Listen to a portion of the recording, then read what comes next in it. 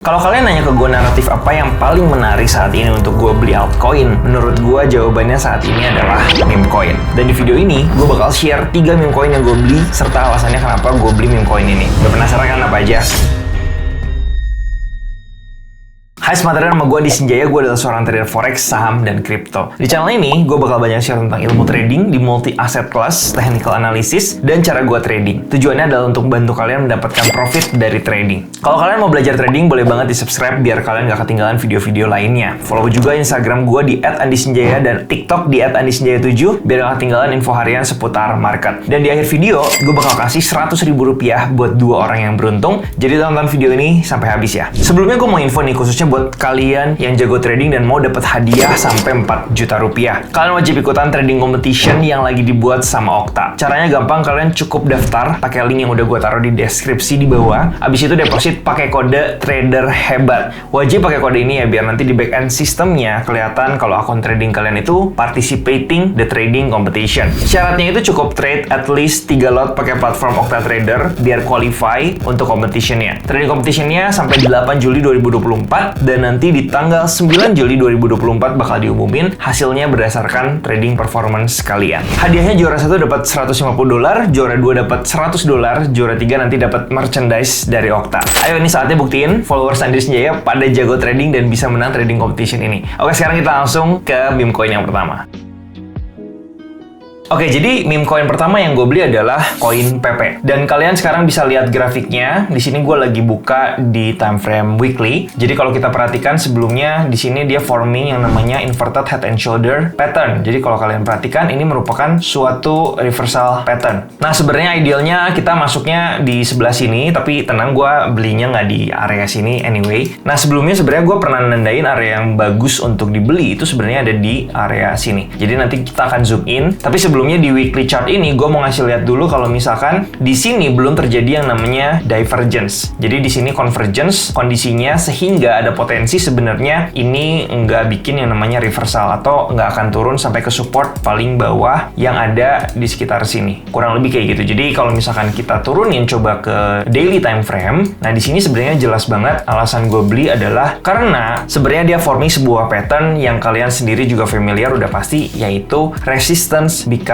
support. Jadi kalau kita perhatikan sebelumnya di sini adalah area resistance dan setelah di breakout naik ke atas, kita menunggu dan mengantisipasi harganya itu akan retest terlebih dahulu ke area support. Jadi setelah dia retest dan seharusnya ada potensi itu harganya akan kembali naik ke atas. Dan alasan yang kedua kalau gue lihat koin PP ini, saat ini koin PP ini ada di level all time high-nya. Jadi di sini gue cukup punya conviction yang tinggi kalau PP ini nanti setelah mungkin di Q4 kali ya, setelah Oktober, November atau Desember itu akan bisa menguat dan mungkin target gue di sekitar ya 4-5x udah lumayan banget. Tapi di sisi yang lain gue juga masih mengantisipasi PP ini akan melakukan yang namanya koreksi terlebih dahulu. Jadi gue memperhatikan di sini beberapa level Fibonacci yang menjadi satu area yang potensial untuk nanti terjadinya koreksi. Jadi gue akan bersiap-siap kalau misalkan nanti PP ini akan turun terlebih dahulu ke level Fibonacci-nya di 61,8. Dan kalau misalkan gue coba untuk ukur harmonic pattern-nya, kurang lebih dia 1:1 gitu ya dengan koreksi yang sebelumnya. Ketika penurunan di sini gua copy, kemudian gua taruh dari swing high yang sebelumnya. Nah, di sini kalau kita lihat 1:1-nya di sini. Jadi ada potensi sebenarnya ini masih belum beres koreksinya, sehingga menurut gua masih ada chance PP ini akan turun dulu ke bawah di sebelah sini. Tapi karena gua udah beli di sekitar area harga 0,00001150, jadi gua mengantisipasi adanya floating loss nanti sampai ke area tersebut. Nah, di sini kalian bisa lihat sendiri kalau kita bermain di alternatif koin, itu sekali koreksi aja walaupun dia masih bullish, itu bisa sampai 50-an%. Ya, jadi siap-siap aja. Dan short term-nya sebenarnya kalau kita lihat di sini udah mulai breakout daripada trend line yang ada di sini. Dan kalau kita perhatikan di sini setelah dia breakout, kemudian dia sempat retest dulu di trend line. Nah, di sini gue nggak tahu apakah dia akan langsung naik ke atas dan dia akan forming yang namanya inverted head and shoulder. Jadi kurang lebih di sini ada potensi membuat inverted head and and shoulder juga, tapi yang jelas kalau dia berhasil breakout daripada area support resistance yang ada di area sini, yang gue kasih box warna biru, dia punya potensi untuk melanjutkan kenaikannya ke atas. Itu adalah beberapa skenario yang gue lihat dan berpotensi untuk pergerakan PP selanjutnya, dan itu adalah alasan kenapa gue beli koin PP, dan gue juga sebenarnya baru-baru masuk di area sini. Kita akan lanjut ke meme coin yang kedua.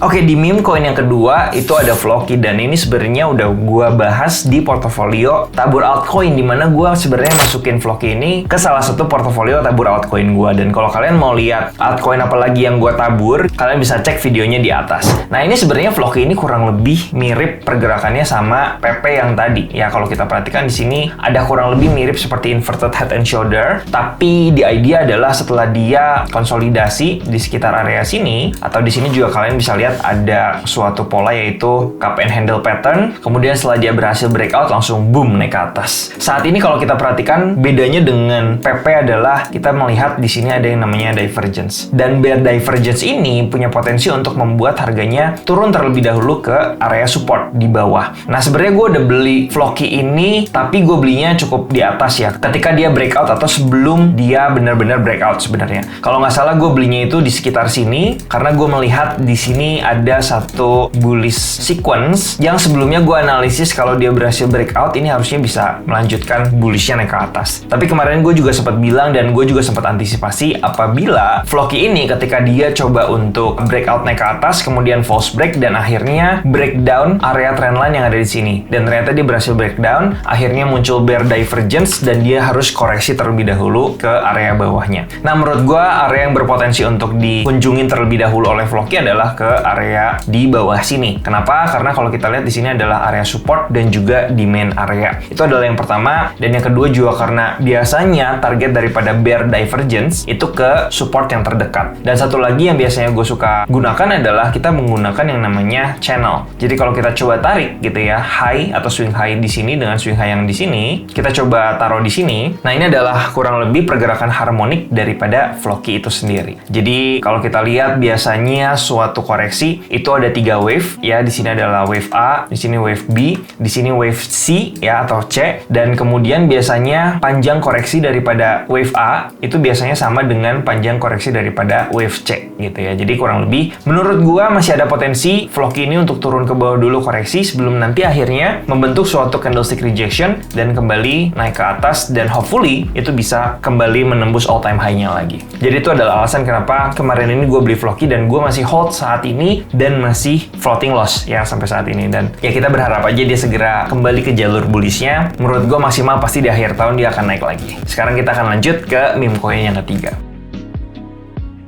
Nah, meme coin yang ketiga ini sebenarnya gue baru beli belakangan ini. Karena ketika gue kemarin screening di CoinMarketCap, gue melihat ini koin kayaknya menarik deh, yaitu MOC USDT. Nah, kita mau lihat dulu bigger picture-nya kurang lebih seperti apa. Di sini kalau gue lihat di weekly time frame, kita juga bisa mendapatkan satu big picture bullish movement atau bullish trend yang menurut gue sangat seksi. Kenapa? Pertama, kalau kita perhatikan, di sini ada impulsive movement, kemudian di sini ada corrective movement, kemudian setelah dia breakout daripada corrective movementnya, dia lanjut naik ke atas, dan di sini dia udah membuat yang namanya bullish sequence yang cukup jelas. Jadi gue cukup safe aja gitu ketika gue melihat atau gue beli di satu koin yang memang trend big picture-nya itu lagi bullish. Nah, sekarang kita akan sedikit zoom in dulu aja ke daily time frame. Nah, sebenarnya kalau kita lihat di sini ada potensi satu pola yang menjadi pola continuation juga, yaitu cup and handle pattern. Kalau kita lihat di sini dia membentuk cup, kemudian di sebelah sini dia membentuk seperti correction handle-nya, kurang lebih seperti itu. Tapi memang yang jadi kendala itu adalah harganya saat ini ada di area resistance, dan yang sebenarnya gue takutin adalah dia false break juga, kemudian dia turun lagi ke bawah. Nah, di sini gue mau sharing aja thought proses gue membeli MOC USDT di sini. Jadi gue belinya itu ketika gue melihat dia itu berhasil retest daripada area resistance become support di sebelah sini. Karena di sini juga dia udah mulai untuk mencoba breakout swing high yang sebelumnya di garis kuning ini. Jadi gue udah masuk dulu di sekitar sini. sini. Kemudian ketika dia naik, di sini kita lihat belum ada clear breakout yang signifikan. Sehingga sebenarnya trade-nya itu saat ini ada potensi reversal di mana di sini dia membentuk sebuah pola yang namanya head and shoulder pattern. Jadi kalau kita lihat di sini adalah left shoulder, head-nya di sini, dan ini adalah right shoulder-nya, dan ada potensi sebenarnya dia akan turun terlebih dahulu ke support-supportnya di bawah sini. Dan untuk mock ini gue sebenarnya consider untuk take stop loss dulu kalau misalkan dia memang akan turun ke bawah. Mungkin di support ini kalau misalkan dia berhasil jebol ke bawah, gue akan jual dulu sebagian, dan sebagian lagi gue akan jual kalau misalkan dia berhasil breakdown di support yang ada di sebelah sini. Jadi itu adalah strategi gue untuk trading di meme coin untuk saat ini, dan nanti gue akan cari lagi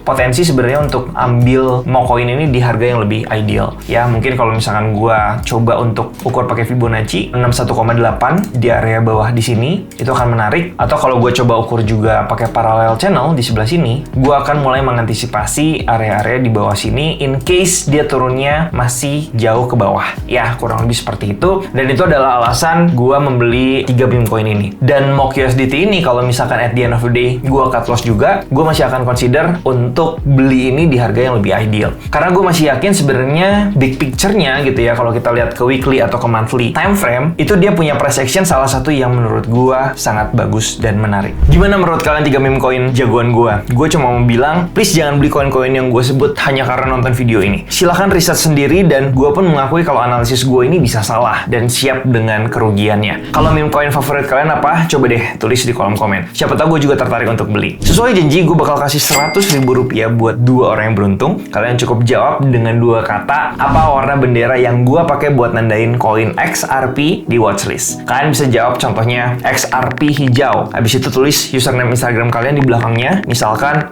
@sipalingkaya, biar gue bisa kontak dan transfer uangnya buat kalian yang beruntung. Kalau kalian kepo saham atau kripto apa yang lagi gue pantau, boleh banget join channel Telegram AS Trading. Linknya ada di deskripsi di bawah. Segitu aja video kali ini. Thanks for watching. Semoga bermanfaat, and I'll see you in the next video. Bye-bye.